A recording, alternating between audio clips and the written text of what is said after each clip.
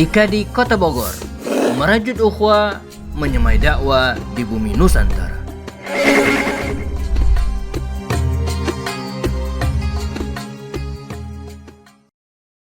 Bismillahirrahmanirrahim. Assalamualaikum warahmatullahi wabarakatuh. Alhamdulillah. Nah, hari ini kita di podcast IKA di Kota Bogor. Insyaallah, alhamdulillah kita kedatangan tamu yang sangat spesial ya. Alhamdulillah ya. Kalau biasanya sebelumnya kita mendatangkan dai-dai di Kota Bogor, tapi ini dai yang cukup spesial. Kenapa? Karena beliau adalah salah satu kalau istilahnya pakar, mungkin bisa disebut pakar kali ya. Pakar sejarawan Islam. Tapi secara spesifikasi beliau ini spesifikasinya lebih ke Nusantara atau Indonesia.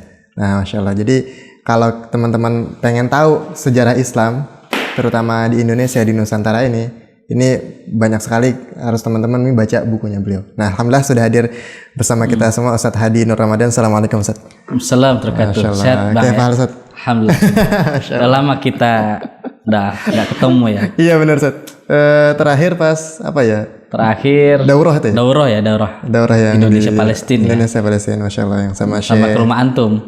Oh iya benar, Masya Allah. Ini suatu kehormatan juga. Ustadz Hadi ini pernah ke rumahan ya. Dan antum pernah ke rumahan ya?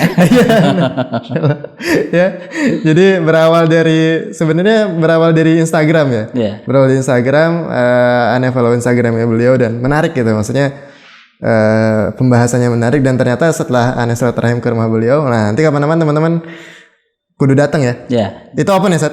Terbuka untuk umum. Ya, kita buat Rumah Sejarah Indonesia. Rumah Sejarah Indonesia. Rumahnya gagasan para pendiri bangsa. Masya Allah. Jadi alhamdulillah di sana sudah ada 13.000 koleksi tokoh-tokoh Islam di Indonesia. 13.000 itu bentuknya apa? Ada buku, ada majalah, ada manuskrip. Masya Allah. Yang itu semuanya koleksi ulama-ulama dan pejuang Islam di Indonesia. Masya Allah, luar biasa ya. Jadi rumahnya gagasan para pendiri bangsa. Rumahnya gagasan para pendiri bangsa. Jadi itu kalau aneh ke rumah Ustadz, itu kamar sampai dijebol ya? Jadi purpose. Ya, alhamdulillah 3 kamar sudah kita jebol.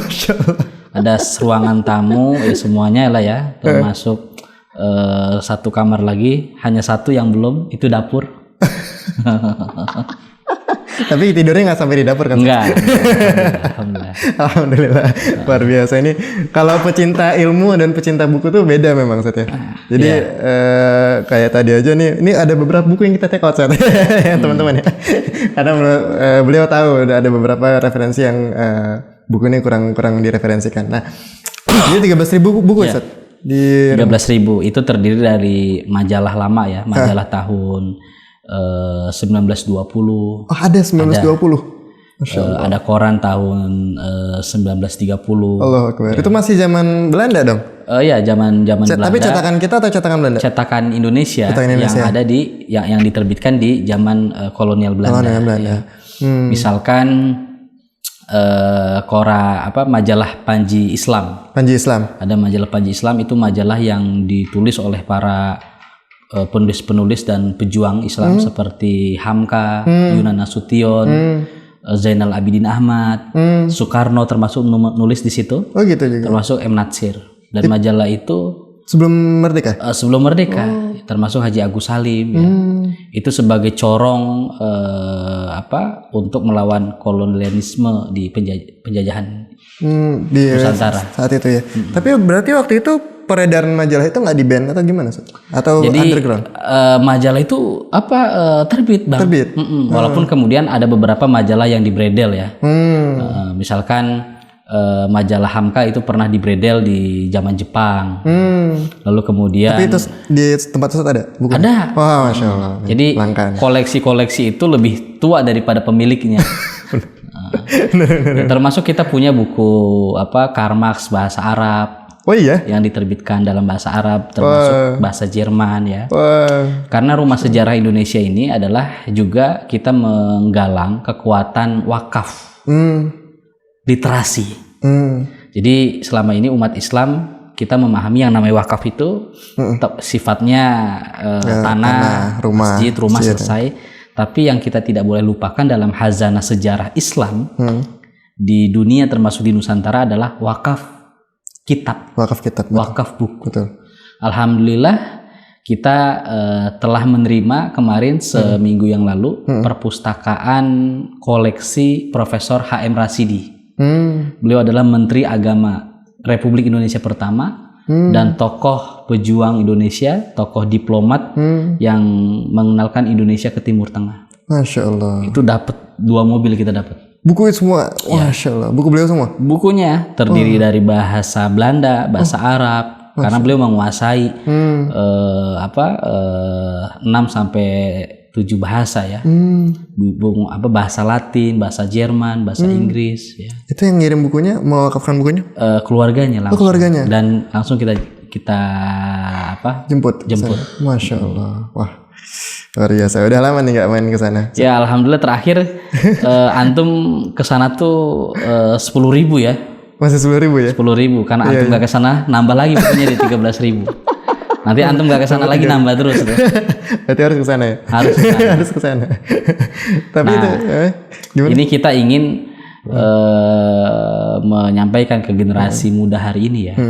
Bangsa kita ini lahir itu dari ide, cita-cita, gagasan, dan perjuangan.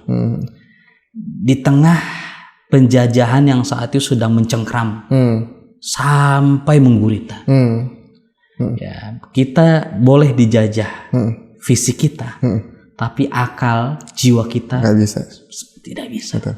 Itulah kenapa misalkan seperti Syahrir, Haji Agus Salim, lalu kemudian Bung Hatta, Soekarno dibuang, ya kan? Ada yang dibuang ke Ende, ada yang dibuang ke Banda Neira, Maluku, ya kan?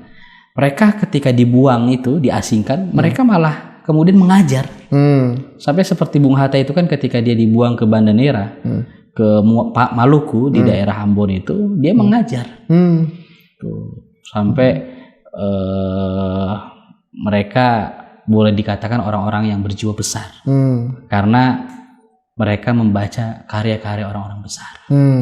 Itulah kalau kata Buya Hamka, kita tidak akan pernah menjadi orang besar jika selama hidup tidak pernah membaca sejarah orang-orang besar. Dalam tuh, itu harus dijadiin quote sendiri tuh. Luar biasa. Jadi alhamdulillah sekarang sudah 13.000 buku. Ya, alhamdulillah sudah 13.000. Rumah sejarah Indonesia. Termasuk ada majalah, ada manuskrip tulisan para ulama, ada foto-foto ya. Termasuk ada mesin tik ya. Kita ingin membangun museum sejarah Islam Indonesia. Dan ini proyek besar kita. Ini proyek besar ya? Gagasan ya? Gagasan. Walaupun dana itu kecil, tapi gagasan itu harus besar. Gagasan harus besar. Karena negeri kita ini lahir dari ide-ide yang besar. Makanya kalau kata Buya Hamka, pemuda yang tidak punya cita-cita, laksana hidup seperti zombie. Dia hidup, maka dia hidup tapi tidak hidup. Dalam banget. Ini jadi, bukan quote-nya Fajar Satboy ya. Bukan. Ini Fajar yang membangun ini. Fajar yang membangun. Jadi memang itu mungkin jadi evaluasi kita hari ini, Sat ya. Banyak mungkin pemuda kita hari ini kayaknya terdistraksi juga dengan dengan sosial media, dengan memang framing gaya hidup yang dibawa sama negara-negara seperti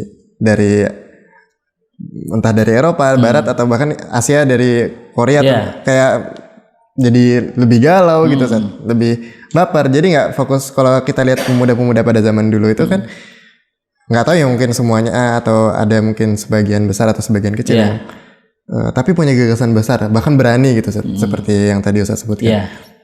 Kita semakin merayakan tasyakur ulang tahun kemerdekaan bangsa Indonesia. Justru semakin itu pula kita semakin jauh dari ajaran para pendiri bangsa kita. Seharusnya semakin kita merayakan tasyakur kemerdekaan Agustus 1945, selama itu pula seharusnya kita semakin dekat kepada para pahlawan. Maka kita harus punya cara alat yang ampuh untuk membangun nasionalisme, patriotisme. Maka cara alat yang ampuh untuk membangun nasionalisme, patriotisme adalah belajar sejarah dengan baik dan benar. Karena sejarahlah satu-satunya alat untuk membangun jiwa nasionalisme dan untuk membangun jiwa patriotisme. Jadi dari pemudanya itu harus belajar sejarah. Belajar sejarah. Ini mungkin pentingnya belajar sejarah. Penting, makanya Al-Quran itu kan isinya cuma 3 Bang. Ya. Pertama isinya tentang tauhid, yang kedua isinya tentang syariat, yang ketiga isinya tentang sejarah. Betul. Dan sejarah begitu banyak diungkapkan oleh Allah, ya, kisah-kisah masa lampau, kisah Nabi Muhammad, kisah Nabi Musa, Nabi Isa, sampai Nabi Ibrahim, Nabi Nuh, sampai Nabi Adam alaihissalam, sampai tentang penciptaan alam semesta kan. Artinya bagi kita orang beriman, sejarah itu bukan sekedar ilmu masa lampau, knowledge, informasi yang telah diinformasikan kepada generasi lampau, tapi sejarah untuk bagi orang beriman. Ibroh. Ya. Ibroh itu kan berasal dari bahasa Arab abaroh, jembatan. Jadi kita tidak akan mengetahui masa depan kalau kita tidak mengetahui masa lampau. Jadi itu kita mau ibaratnya mau ke masa depan, jembatannya itu harus ke masa lampau dulu. Dan Kang Robi ini kan ahli panahan ya. Iya betul. Jadi kalau kita main panah, ya, semakin kita menarik busur panah ke belakang, ketika kita lepaskan, maka busur panah itu akan semakin melaju ke depan. Betul. Begitu juga sejarah. Semakin kita menarik peristiwa masa lampau ke belakang, maka kita akan mengetahui tentang kondisi masa depan. Itulah antara ilmu sejarah dengan ilmu studi peradaban atau futurolog. Itu saling berkaitan. Tapi kalau kita narik busur panahnya asal-asalan ya, nggak maju, malah kaki kita yang benar. Nah, itulah sejarah. Agar sejarah itu menjadi ulul albab. Generasi orang-orang yang berpikir, menjadi generasi yang afala yatafakkarun, afala yatazakkarun, ya ulil albab, ya ulil absar. Itulah bedanya kita orang beriman dengan orang yang tidak beriman. Orang beriman belajar sejarah itu melahirkan 2 hal. Yang pertama, dia mempunyai jiwa syaja'ah, keberanian. Dan yang kedua, belajar sejarah untuk melahirkan hikmah, wisdom, kebijaksanaan. Itu harus dimiliki sama pemuda-pemuda oleh para pemuda. Makanya kata Ibnu Khaldun, bukan kampus UIK ya, seorang sosiolog ya, karena saya tanya siapa Ibnu Khaldun, ada yang nanya jawab, Ustadz itu kampus saya. Aduh, benar sih. Ya, jadi Ibnu Khaldun itu dalam karyanya Al-Muqaddimah dia bilang sejarah itu adalah fardu ain. Fardu ain, wajib. Agar apa? Agar dia punya adab. Fardu ain bukan fardu kifayah malah ya. Fardu kifayah. Wajib. Tuh. Makanya sekarang pesantren-pesantren yang sedang berkembang ya, yang sebenarnya itu sudah dibangun oleh para ulama-ulama kita di Nusantara. Kan ulama-ulama kita di masjid, baik di surau, di masjid atau di Menasa di Aceh itu atau di Langgar ya, yang diajarkan itu di zaman penjajahan itu cuma 3 Bang. Apa sih? Ya, padahal kan kita nggak punya tentara. Iya. Ya. Yang diajarkan ya oleh para ulama ya ke anak-anak santri di masjid-masjid pada zaman itu cuma 3. Adab, kitab, silat. Adab itu ya adab kepada Allah, adab kepada agama, adab kepada nabi, adab kepada orang tua, termasuk adab kepada negara. Adab kepada tanah air. Adab kepada tanah air apa? Memperjuangkannya dengan jiwa dan raga. Itulah kenapa ya spirit yang dibangun oleh para tokoh-tokoh Islam di Indonesia adalah spirit agama. Makanya dulu Bung Karno pernah bilang, dia tulis di majalah Pikiran Rakyat, kenapa saya mencintai tanah air. Soekarno bilang tanah air Indonesia adalah tanah air Indonesia yang kaya alam yang indah, kekayaan alam yang berlimpah ruah, ya, alam yang kemudian mempesona. Lalu dijawab ungkapan Bung Karno ini oleh Haji Agus Salim, Bung, bagaimana jikalau Indonesia ini adalah tanah yang kering, kerontang, gersang, tidak ada air, tidak ada kehidupan, apakah kita masih mencintai Indonesia? Lalu Haji Agus Salim ya mengisahkan perjalanan seorang manusia, Nabiullah Khalilullah Ibrahim alaihissalam, dari tempat Al-Khalil, Palestina, ke satu tempat Bakkah yang gersang, kering, kerontang. Yang sekarang kita kenal dengan Mekah. Yang sekarang kita kenal dengan Mekah ya. Tapi mereka percaya, Ibrahim percaya. La fatahna alaihim barakatun minas sama'i wal ardh. Allah berikan keberkahan di situ. Kenapa? Aman, dia beriman. Makanya kata Haji Agus Salim, kami ya mencintai tanah air bukan Indonesia karena punya kaya alam yang berlimpah ruah. Tapi kami mencintai Indonesia karena amanat dari Tuhan yang Maha Kuasa. Masya Allah. Itu konsep nasionalisme Haji Agus Salim. Masya Allah, luar biasa. Yang harusnya ya dibaca oleh para generasi muda bangsa kita. Saya sedih bang, bener. Ini kalau pengen ada tisu nggak? Saya pengen sedih ya. Saya pengen sedih banget. Kenapa? Bicara 17 Agustus seakan-akan itu Indonesia Soekarno, Soekarno Indonesia. Kita ini punya ribuan para pahlawan. Bukan hanya Soekarno. Bukan hanya Soekarno. Bukan berarti kita tidak menghargai ya. Bukan kita tidak menghormati Soekarno. Tapi bukan hanya beliau. Banyak sekali tokoh di belakang itu. Iya. Sedih ya. Kita harus bicara bagaimana guru-gurunya Soekarno, Haji Agus Salim, Haji Omar Said Cokro Aminoto. Betul. Itu kan gurunya Soekarno. Betul. Yang harusnya kita ambil mereka dari sekarang menjadi role model ya, untuk pemikiran-pemikiran kita bisa jawentahkan untuk membangun patriotisme di tengah krisis global hari ini.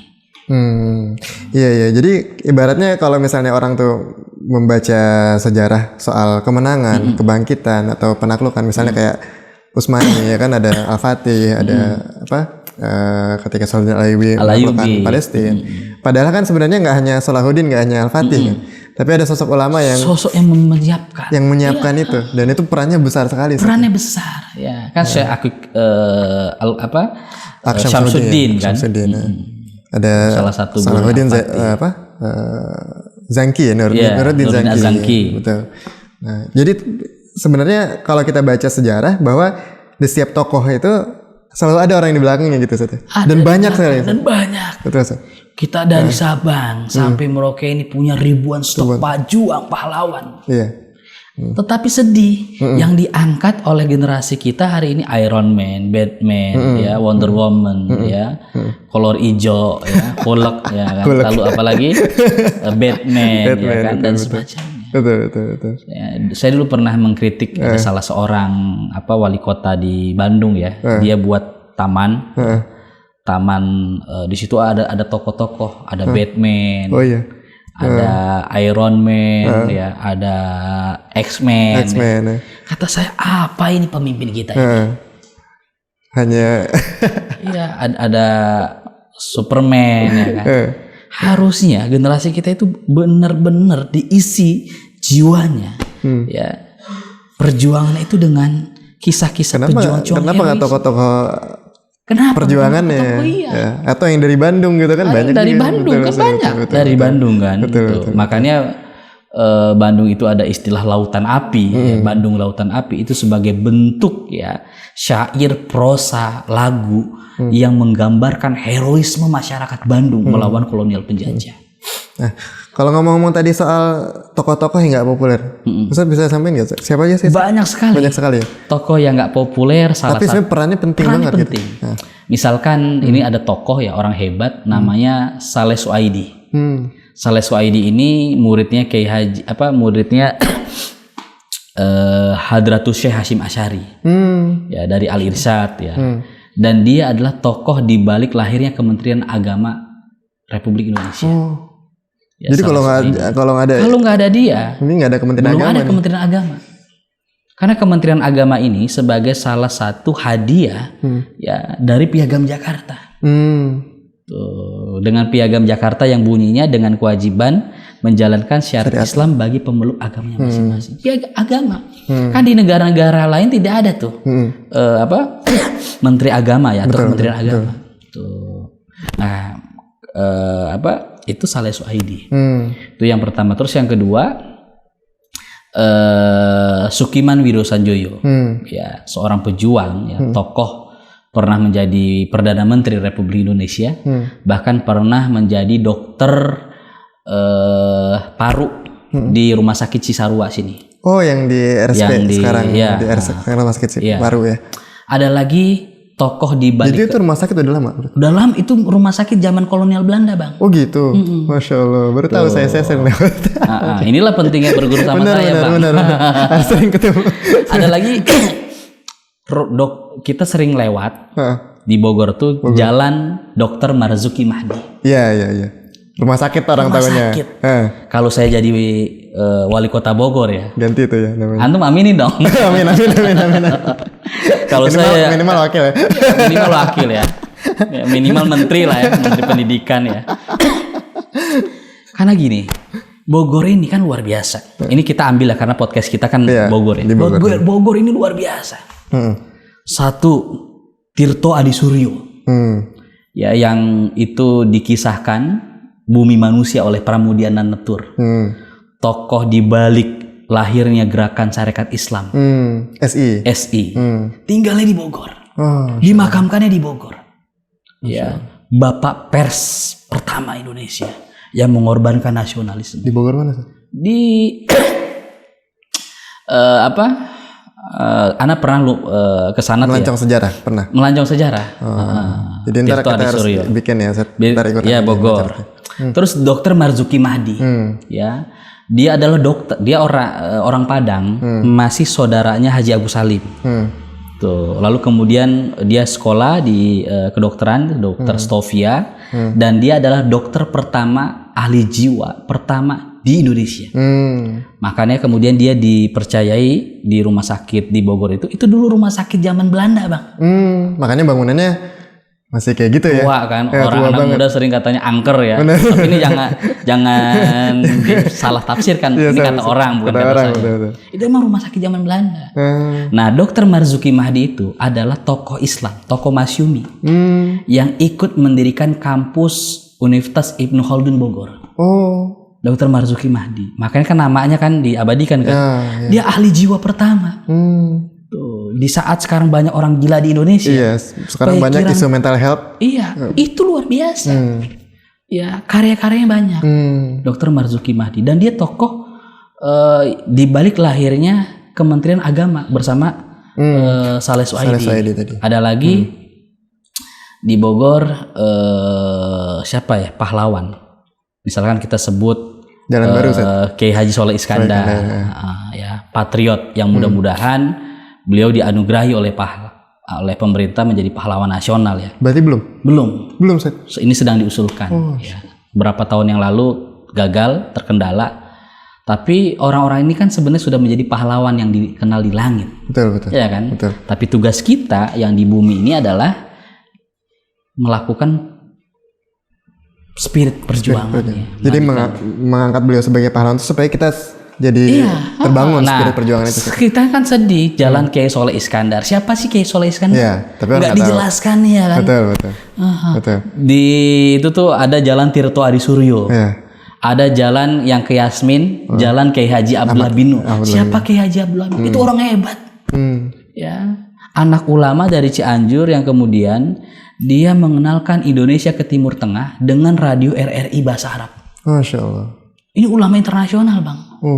Dia nyusun kamus bahasa kamus internasional tuh, bahasa Arab Inggris. Tuh, kayak Haji Abdullah bin Nuh. Masya Allah. Terus ada lagi Jalan Dr. Marzuki Mahdi ya. Ada lagi Kiai Soleh Iskandar, dan ada lagi ini orang hebat, Ali Audah di Bogor. Allah yarham, semoga Allah merahmati beliau. Ada sekitar 7 tahun yang lalu meninggal. SD aja, kelas 1 nggak tamat. Masya Allah. SD aja. SD nggak tamat. Tapi kelas 1. Kelas 1. Tapi pernah jadi wakil rektor Ibnu Khaldun Bogor. Masya Allah. Bayangin loh. Luar biasa. Dan dia menguasai 6 bahasa. Ada buku sirah Husain Haikal yang judul Hayatul Muhammad. Ya, Husain Haikal yang terkenal kan. Bukunya yang penuh kontroversial. Itu yang terjemahkan dia, Ali Audah. Tuh. Terus dia nyusun kamus Al-Quran, terinspirasi dari Muhammad Fuad Abdul Baqi yang Al-Mu'jam lil Mufarras Afadil Quran. Kelas 1 SD aja nggak tamat, Bang. 6 bahasa dikuasai. Luar biasa. Tuh, dia menguasai bahasa Arab, bahasa Jerman, bahasa Inggris, ya bahasa Belanda. Dan dia pernah memimpin BK BKSPTIS. Apa itu? Badan Kerjasama Kerjasama Perguruan Tinggi Islam Swasta. Jadi perguruan kampus-kampus Islam swasta, kayak UIKA, Unisba, ya, ada lagi kemudian Unisula Semarang, terus Yarsi, ya, dan sebagai kampus-kampus Islam itu disatukan ya oleh Pak Nasir, dan beliau pernah menjadi pimpinannya. Padahal SD aja nggak tamat. Masya Allah, luar biasa. Ini jadi motivasi ya buat teman-teman. Jadi belajar itu nggak harus dengan ini ya, maksudnya status pendidikan kita. Nah, belajar harus terus ya. Iya. Gejala penyakit hari ini adalah virus sekolahisme. Apa tuh Zat? Sekolahisme itu adalah dia dianggap sekolah kalau dia jenjang pendidikannya SD, SMP, SMA sampai kuliah itu baru sekolah. Baru dianggap berpendidikan. Baru anggap berpendidikan. Kalau nggak sekolah nggak berpendidikan. Kalau nggak sekolah nggak berpendidikan. Padahal Haji Agus Salim, ya 6 anaknya itu nggak sekolah. Nggak sekolah. Di mana sekolahnya? Kalau ikut alur pikiran sekolah itu nggak sekolah. Dia sekolah di rumahnya, Bang. Anak-anaknya. Jadi Haji Agus Salim itu anaknya itu ada 8, 6-nya itu sekolah. Homeschooling di rumahnya. Kalau kata sekarang homeschooling kan. Pencetus homeschooling itu udah beliau. Dan itu gurunya Haji Agus Salim sama istrinya. Masya Allah. Ya, Zaitun Nahar istrinya. Masya Allah. Jadi suatu ketika Muhammad Rum itu suatu ketika datang ke rumahnya itu di Tanah Tinggi, rumahnya Haji Agus Salim. Di Tanah Tinggi Jakarta, dari kampusnya. Kaget Muhammad Rum itu sebagai aktivis Jong Islam Tenbon.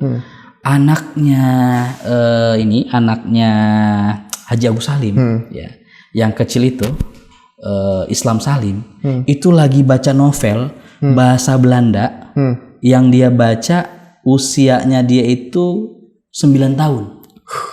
Padahal novel itu menjadi bacaan anak-anak SMA zaman Belanda. Bayangin gitu. Anak-anaknya bisa, anak-anaknya Violet Hanifa atau panggilnya Yoyet itu bisa bahasa Belanda, bahasa Inggris.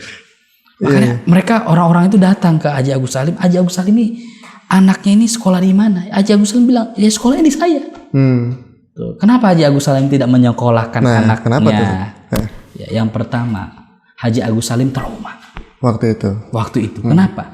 Karena pendidikan kolonialisme ya, di zaman penjajahan Belanda ya adalah pendidikan yang memiskinkan akidah dan memiskinkan nasionalisme. Ya, itu yang dirasakan Haji Agus Salim. Karena Haji Agus Salim adalah korban ya pendidikan kolonialisme Belanda yang ketika itu memiskinkan kepercayaan agama dan sekaligus mengikis ya nasionalisme. Dia khawatir masa depan anak ini kalau dididik ini seperti apa. Makanya dia didik gitu. Makanya suatu ketika ada seorang wartawan menanya kepada Haji Agus Salim, Pak Ce, kan dipanggilnya Pak Ce. Ya, Pak Ce, Haji Agus Salim cari istri itu gimana sih? Kenapa bisa ngajarin anak-anaknya. Nah, ini buat yang masih muda nih, masih mencari ya. Kata Haji Agus Salim. Catat nih, bold nih. Ya, saya cari istri tuh harus yang suka sama ilmu. Ilmu. Suka baca. Bagaimana anak saya itu tidak cinta sama ilmu kalau ibunya tidak cinta ilmu. Oh, Masya Allah. Jadi al-ummu madrasatul ula. Walaupun kemudian Haji Agus Salim itu sebagai kepala sekolahnya. Betul. Tuh, sebagai mudirnya kan. Tapi itu luar biasa. Dari Haji Agus Salim kita belajar tentang keberanian, Bang. Dia kan menguasai bahasa Belanda di atas orang-orang Belanda. Makanya dia sempat diangkat menjadi konsul di Jeddah kan. Makanya dia dipercaya sekali oleh seorang orientalis yang bernama Suno Krogronyo. Ya. Karena kepintaran yang luar biasa. Nah, ada quote Haji Agus Salim yang berkesan buat pasangan hari ini. Cinta sejati lahir datangnya setelah pernikahan. Masya Allah. Fajar Satboy. Itu ada panjangannya? Ada panjangannya atau kalimatnya itu? Kalimat itu aja. Itu aja. Sampai usia 70 tahun manggil istrinya dengan kesayangan itu Makce. Makce. Iya. Masya Allah. Panggilan sayang. Mace. Lalu Haji Agus Salim dipanggil oleh istrinya itu Pak Ce. Pak Ce. Masya Allah. Kalau kita kan manggil istri kadang orang generasi sekarang namanya. Namanya. Ya kan? Pakai namanya. Padahal ungkapan itu sebagai salah satu bukti merawat cinta kasih. Masya Allah. Dan Ana sedang ngumpulin tuh Bang Kang Robi ya. Surat-surat cinta para pendiri bangsa. Wah, menarik ini. Suratnya Haji Agus Salim, Natsir. Kayaknya ntar jadi satu buku lagi. Satu buku. Nah, ini udah siap. Udah siap. Ya, Allah. Bentar lagi launching berarti. Karena kan anak-anak muda kita kan senangnya cinta-cintaan. Betul. Karena kalau udah launching kita podcast lagi, Seth. Siap. Promosi, Seth. Ya. Insya Allah. Jadi luar biasa ya, nggak kerasa nih udah setengah jam kita ngobrol. Ya. Ini podcast yang buat saya ini nggak kerasa. Rasanya baru 5 menit. Masya Allah. Tapi berarti gitu ya, Seth, intinya kewajiban kita ya. Jadi tadi fardu ain untuk mempelajari sejarah itu. Gitu ya. Dan apalagi sekarang ini kan menjelang 17 Agustus lagi, Seth. Kita udah ke 78 tahun secara resmi usia. Ya, secara usia merdeka gitu, Seth. Tapi kok kayaknya kondisi kesini kalau Ana perhatikan agak-agak gimana ya? Ya itu tadi yang saya sampaikan tadi, menyedihkan lah Seth ya. Jadi kayak orang hanya berkoar-koar soal nasionalisme, soal kecintaan kepada tanah air, tapi cuman hanya tagline aja gitu. Teriak-teriak NKRI tapi dirinya sendiri tidak NKRI, teriak Pancasila tapi tidak Pancasila gitu, Seth. Tidak menerapkan gitu. Nah, berarti akar permasalahan tadi itu dari sejarah tadi ya, Seth? Iya. Karena jadi tidak timbul. Ya, bagaimana kita mau melanjutkan cita-cita apinya Indonesia ya kalau kita tidak mengetahui semangat roh perjuangan para pendiri bangsa kita. Insya Allah. Luar biasa ya. Jadi kesimpulannya, Seth, buat pesan mungkin, Seth, buat teman-teman yang nonton ini, Seth. Ya. So teman-teman di seluruh Indonesia ya, belajarlah sejarah. Dengan belajar sejarah kita akan mempunyai jiwa yang tangguh. Dengan belajar sejarah kita akan mempunyai hikmah. Dan dengan belajar sejarah kita akan mempunyai tentang bagaimana punya visi ke depan. Dan itulah cita-cita para pendiri bangsa kita yang sangat luar biasa. Cita-cita, gagasan, diskusi, literasi, bahkan perdebatan yang panjang yang dilakukan oleh para pendiri bangsa kita yang luar biasa. Luar biasa. Jadi memang jalan perjuangan itu memang banyak lika-likunya, Seth. Iya. Ya, Seth. Benar. Bahkan seperti ketika menetapkan 17 Agustus itu juga banyak perdebatan juga, Seth. Sebenarnya di antara para tokoh itu ya. Dan itu luar biasa. Kita merdeka pada bulan suci Ramadan. Ya, Allah berikan kemenangan, dan berapa banyak kemenangan umat Islam ya di berbagai negara yang Allah berikan. Umat Islam melawan di Bosnia, melawan tentara Serbia, Allah berikan pada kemenangan ya. Lalu kemudian perang Ain Jalut itu pada bulan suci Ramadan ya kan. Umat Islam bisa menaklukkan Baitul Maqdis ya, itu pada bulan suci Ramadan ya. Lalu kemudian Rasulullah SAW ya dalam peperangannya juga terjadi pada bulan suci Ramadan. Nah, seharusnya semangat energi kita itu bukan di materi. Makanya ada lagu, bangunlah jiwanya, bangunlah raganya. Nah, sekarang orang itu yang dikuatin itu bina raga, bukan bina jiwa. Bina jiwa. Nah, jiwa itu kan soul itu, ya. Jadi jiwanya dulu baru raganya ya? Jiwanya dulu. Iya. Raga harus, tapi jiwanya tuh lebih. Makanya kita harus bikin tuh ya. Bina jiwa. Fitness jiwa. Nge-gym jiwa. Nge-gym jiwa ya. Sudah baca buku sejarah. Buku sejarah, melancong sejarah, diskusi sejarah, ngopi sejarah. Semuanya bicara sejarah. Masya Allah. Jadi Seth, ada program apa tadi melancong sejarah itu? Nah, kita ini punya cara yang asik belajar sejarah, Kang Robi. Salah satunya untuk mengajarkan nasionalisme, patriotisme, dan cinta tanah air, dan membangun kecintaan juga kepada semangat perjuangan Islam adalah melancong sejarah. Belajar sejarah langsung dari napak tilas peristiwa tersebut. Langsung di lokasinya? Langsung di lokasi. Ini terinspirasi dari para hujjaz atau para orang-orang yang menapak tilas ketika mereka umroh atau haji, perjalanan Rasul dan para sahabat. Iya. Saya berpikir kan kita belajar sejarah itu seperti itu. Rasulullah ada di sana, di sini peristiwanya bagaimana. benar. Nah itu kita lakukan. Rumahnya Haji Agus Salim, tempat diskusinya Haji Agus Salim, ya. Lalu kemudian markas perjuangan Haji Agus Salim, Buya Hamka, Muhammad Nasir dan sebagainya yang kita gali, eksperimen ke lapangan, ya. Dan itu alhamdulillah sudah 36 kali. Masya Allah. Bahkan Anda dengar katanya Ustadz pernah ke tempat Tan Malaka? Ya, tapi itu saya bukan di program Melancong Sejarah? Ya, itu di program di Pelancong Sejarah ya. Tan Malaka dilahirkan di satu tempat yang jauh sekali dari Padang. Itu butuh waktu sekitar 7 sampai 8 jam dari Padang. Dari Padang. Daerahnya Suliki. Ini anak-anak kiri juga belum tentu tahu nih. Ini kelompok Ashabul Yamin dan Ashabul Maimanah ya. harus baca pikiran-pikiran Tan Malaka. Tapi kita bukan hanya Tan Malaka saja. Betul. Makanya anak-anak sekarang kan baca bukunya Madilog, dari penjara ke penjara cuma pegang doang, biar gaya-gayaan kan. Tuh. Tapi harus Karl baca. Marx gitu ya. Iya. Tapi bahkan di rumah saya baca paham buku Karl Marx dan sebagainya. Apakah lantas kita kafir? Tidak. Kita membaca pikiran-pikiran orang-orang komunis, sekuler, bahkan orang-orang kafir. Semakin kita yakin akan kehebatan Islam yang luar biasa. Saya di rumah baca buku Das Kapital, baca buku The Secular City, baca buku Mein Kampf-nya Adolf Hitler. Apakah lantas kita kemudian jadi pikiran yang jadi Nazi gitu? Nazi, ya, gara-gara baca Hitler. Yang kata Hitler itu matinya di Surabaya. Bener nggak sih itu? Nggak sih, ya itu banyak. Banyak ya, banyak versi ya, perdebatan lagi ntar ya. Masya Allah. Nah itu harus dengan sejarah. Harus dengan sejarah. Masya Allah. Makanya ada istilah orang yang selalu baca sejarah itu menandakan orang itu malas, dia nggak pernah move on. Oh iya, masa? Iya. Oh gitu. Kan kalau kita baca sejarah kan kita nggak pernah move on. Iya, orang yang selalu membaca sejarah menandakan dia orang malas. Tapi orang yang tidak pernah membaca sejarah menandakan dia orang bodoh. Wah. Mau pilih yang mana?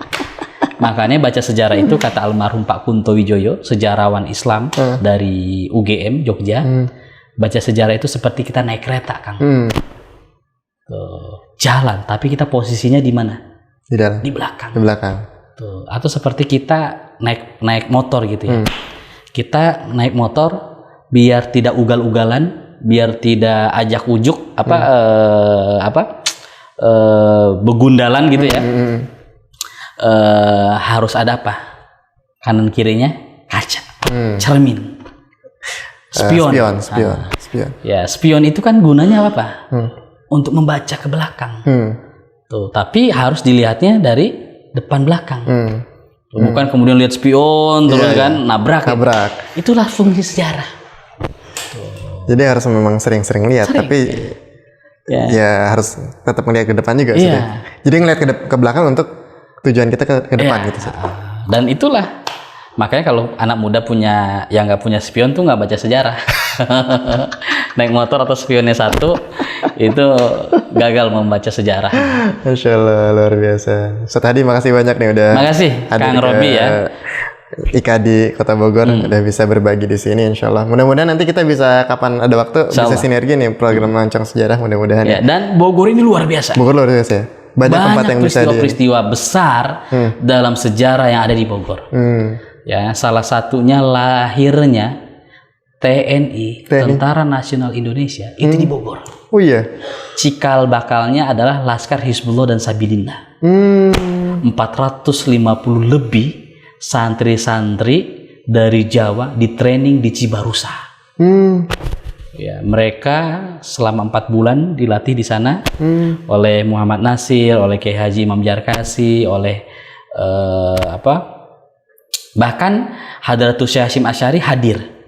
Walaupun saat itu tidak hadir, tapi membacakan pidatonya itu Abdul Kahar Muzakir, tokoh Indonesia yang mengenalkan Indonesia ke Timur Tengah, yang usia 30 tahun sudah usia 24 tahun 23 atau 24 tahun sudah menjadi sekretaris jenderal Muktamar Alam Islami di Baitul Maqdis. Masya Allah. Dia yang ikut mentraining Laskar Hizbullah Sabilillah, ya, yang itu menjadi cikal bakal TNI. yang kemudian menjadi jihad nasional Masya Allah. melawan kafir di Surabaya. Itu di Bogor. Kemudian dilatih ya di Museum Peta sini yang dekat Istana Bogor oleh Jepang. Jadi mereka 4 bulan dilatih jiwanya, raganya, ya semangatnya. Nah, latihan baris berbaris, lalu kemudian latihan pegang senjata itu di situ oleh Jepang. Oh, sama Jepang. Karena zaman Jepang saat itu. Oh. Jepang saat itu memanfaatkan umat Islam. Ya, makanya kan Jepang ada istilah dulu, kami ini adalah saudara se-Asia. Gitu. Ya juga bangsa kita itu kemudian memanfaatkan Jepang. Apa? Makanya. Karena Ngambil ilmunya. ilmu apa? Ilmu militer. Karena kita ini tidak punya ya tradisi memegang senjata. Benar. Tuh. Kan Jepang itu kan ikut dalam Perang Dunia I, Perang Dunia II kan. Dia yang pengalaman dalam mengoperasikan senjata-senjata yang begitu canggih. Makanya dimanfaatkan oleh ulama-ulama kita. Jadi itu juga berpikir politis ya. Politis. Jadi bukan berarti ketika kita bekerja sama dengan Jepang itu kita jadi munafik nih gitu. Ya, Gitu ya, Set. nah, kalau kayak gitu lah jadi. Jepang saat itu ya melihat ya salah satu yang bisa ya mengusir Belanda. Ya, dalam hal ini tentara sekutu adalah umat Islam. Tuh. Iya. Nah, saling memanfaatkan. Nah, ketika Jepang kalah dalam Perang Dunia II lalu Hiroshima dan Nagasaki, Indonesia juga bisa ikut merdeka. Tapi kan rangkaiannya panjang. Rangkaiannya betul. Artinya kita merdeka bukan karena Jepang, tapi karena merdeka kita berjuang dengan jiwa dan raga, Allah berikan pertolongan. Makanya ketika kita merdeka baca proklamasi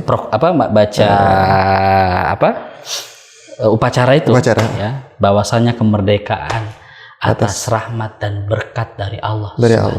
Teksnya dari Allah Subhanahu wa taala. Iya.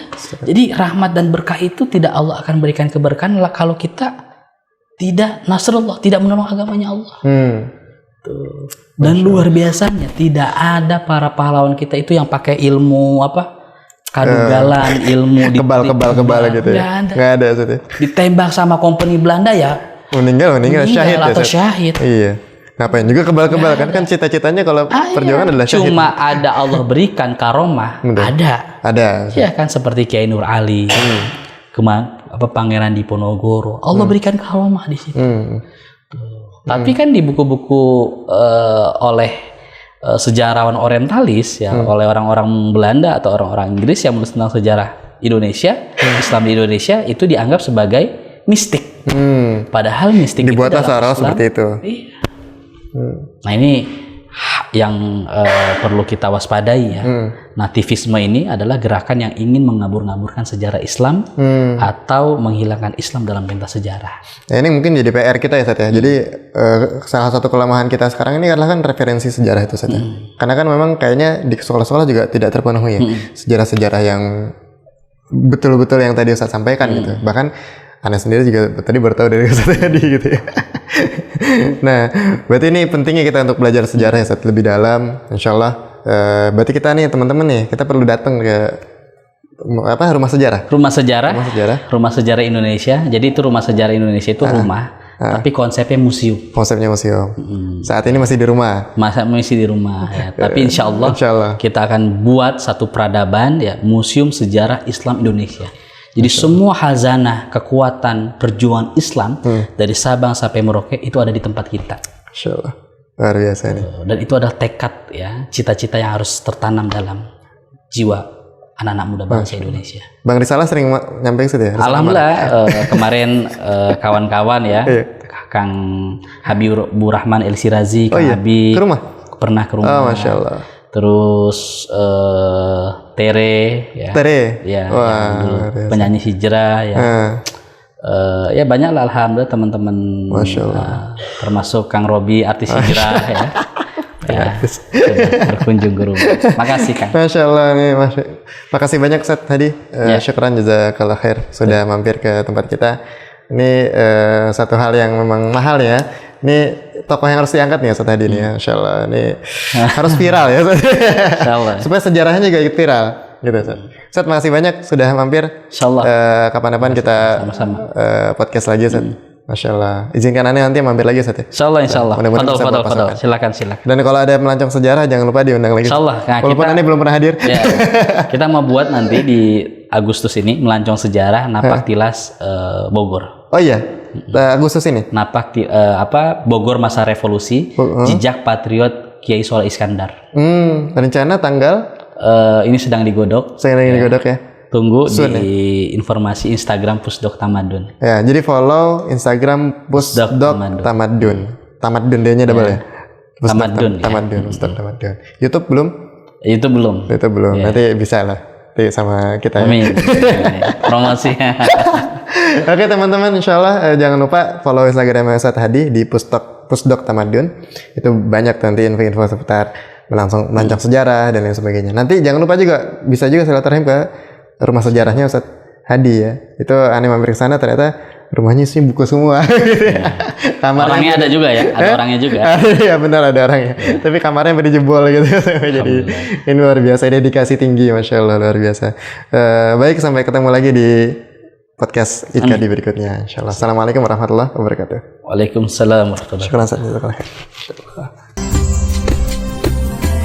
IKADI Kota Bogor, merajut ukhuwah, menyemai dakwah di bumi Nusantara.